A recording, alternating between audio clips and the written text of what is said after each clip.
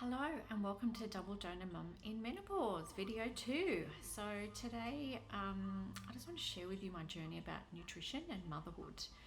It's been quite an interesting ride, I have to say, and you probably are wondering, Di, what are you talking about?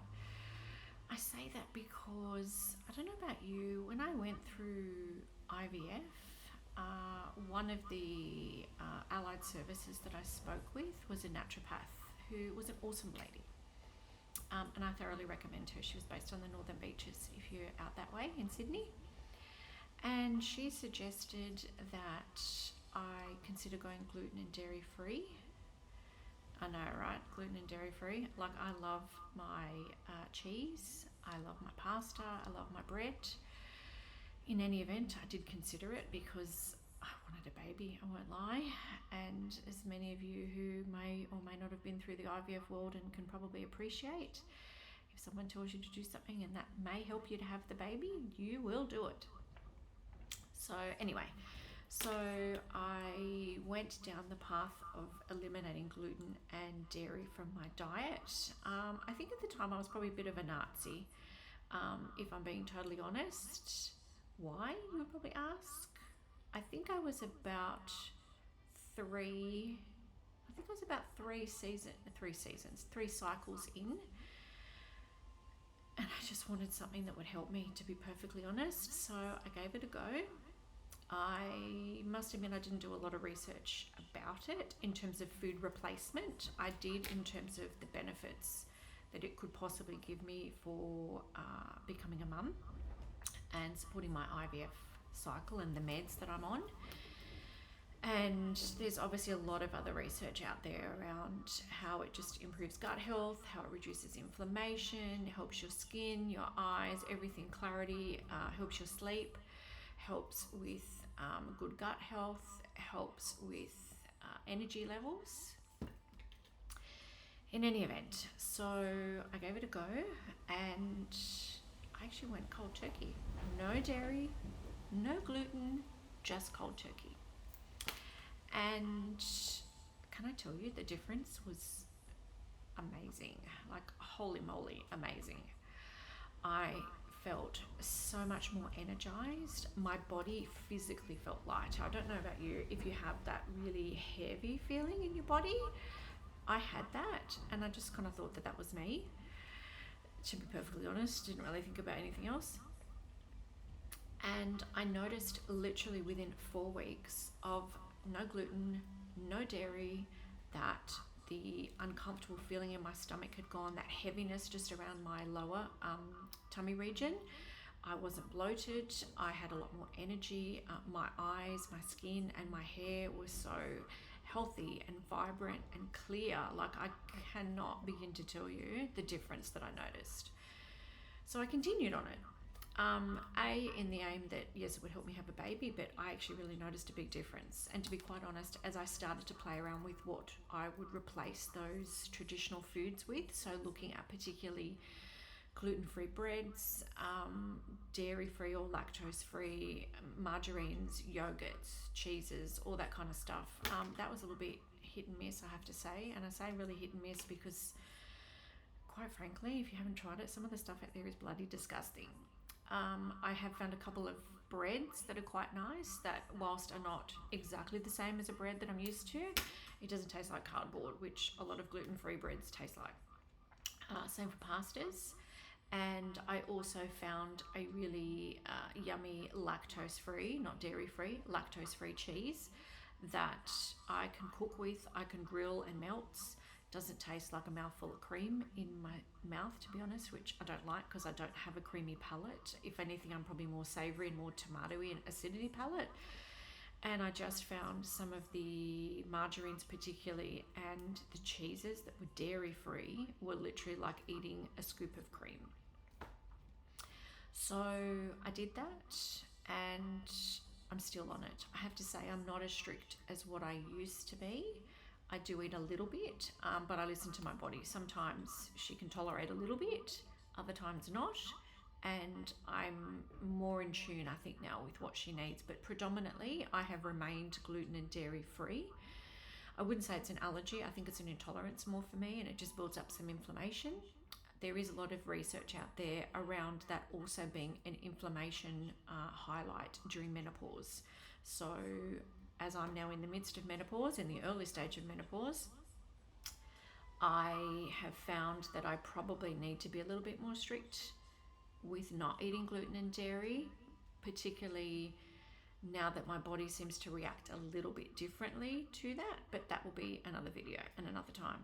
So long story short, I would highly recommend considering it, even replacing some of your foods if you wish to.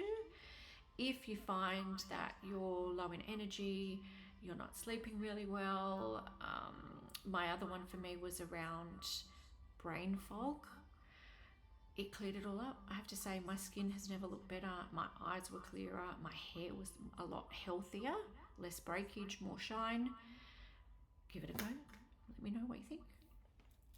The other thing I did as part of my, we'll call it nutrition journey to motherhood, is after I had my gorgeous little girl, I had arranged a postpartum meal service. So that was from Meals for Mamas, I feel like it is.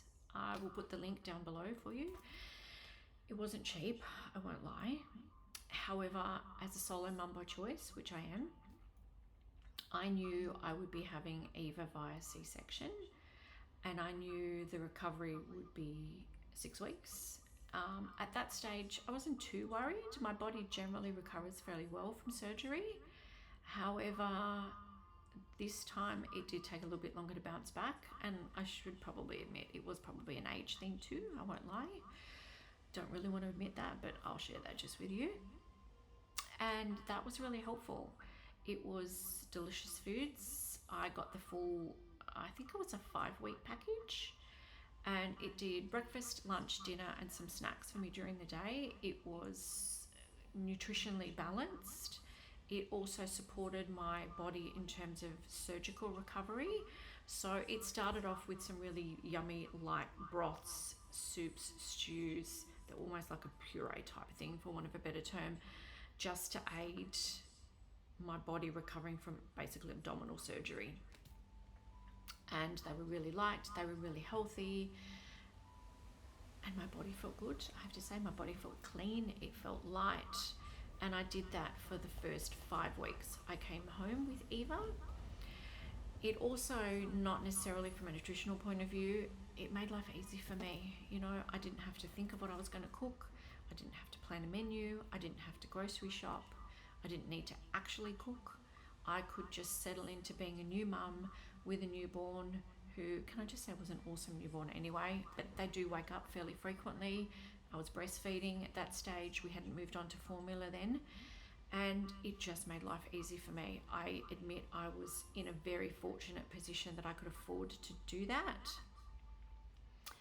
So I'm not saying that's for everybody, but what I am saying though is if you do have an opportunity for you, I highly recommend it. They do partner meals, just as a side issue.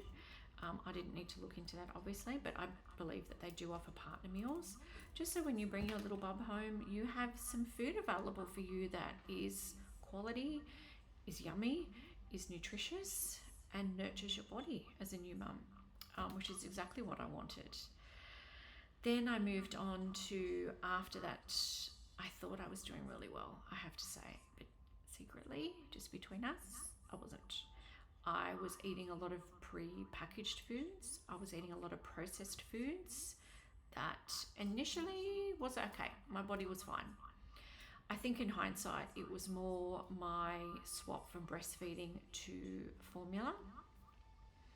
That was a feeding issue that I had in terms of not producing enough milk for Eva.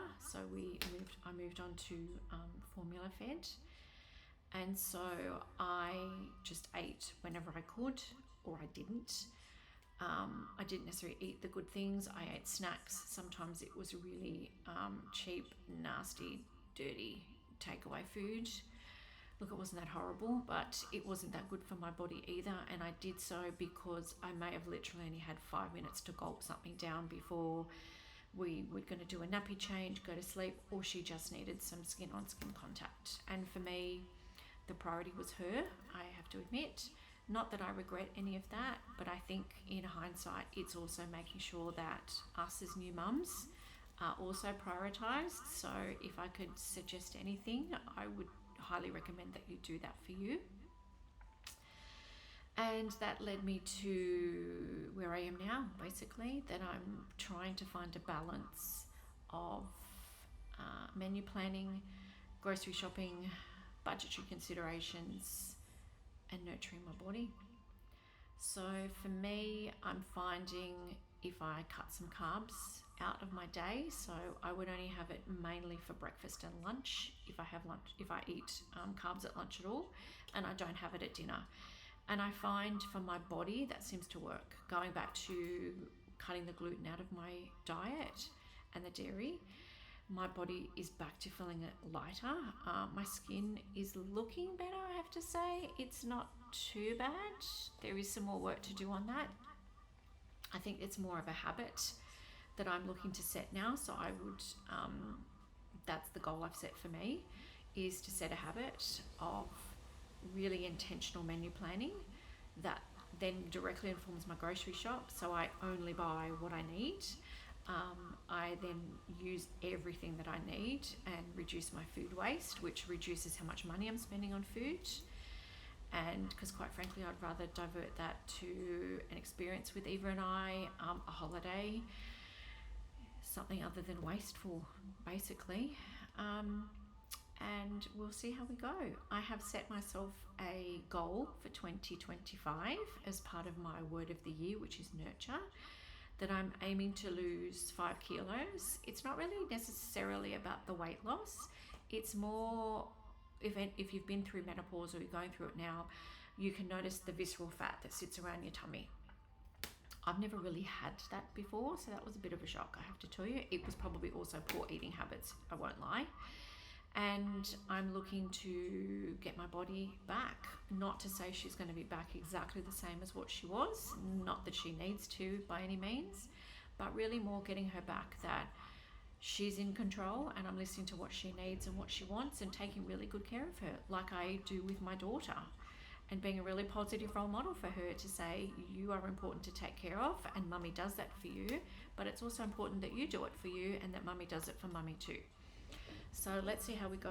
I'll be posting some regular updates to make myself accountable, so please keep me in check. And I will be sharing soon my measurements. I will do my bust, waist and hip measurements and track and see how we go. My other reason for doing this goal is with the visceral fat raises risks for heart attack, diabetes, and a few other conditions that I am predisposed to. And so for me, it's also around reducing my waist circumference, which I know historically, if I have revamped what I eat and eat well for my body, eat intuitively for my body, eat to nurture my body, that I will get back to what is a comfortable weight for me, and we can go from there. So I hope you stay tuned. I hope you're gentle with me. I'm learning to be gentle with myself too and see how the progress goes. I would strongly encourage, if you are pregnant or thinking of becoming pregnant, consider gluten and dairy free. It worked for me. It may not work for you, but give it a go, or have a think about it and see what that might look like for you and for your family and your lifestyle. If I could offer any other words of wisdom, is a postpartum meal service. I cannot begin to tell you how much of a game changer that was for me. I'm really surprised, actually. For me, I just wanted to make sure that I had food as a basic need, and it became so much more than that. It just became such a nurturing, loving thing that I gave to myself, that I knew I was taken care of so that I could take care of my little girl, and I could also concentrate then on bonding and resting, that I didn't, as I say, I didn't need to grocery shop, I didn't need to menu plan, I didn't need to do anything, didn't need to cook. It was already there for me. So I hope that's really helpful. I'd love your feedback and your comments, any tips on how you navigated menopause, any tips on how you navigated your nutrition through menopause, and see you soon.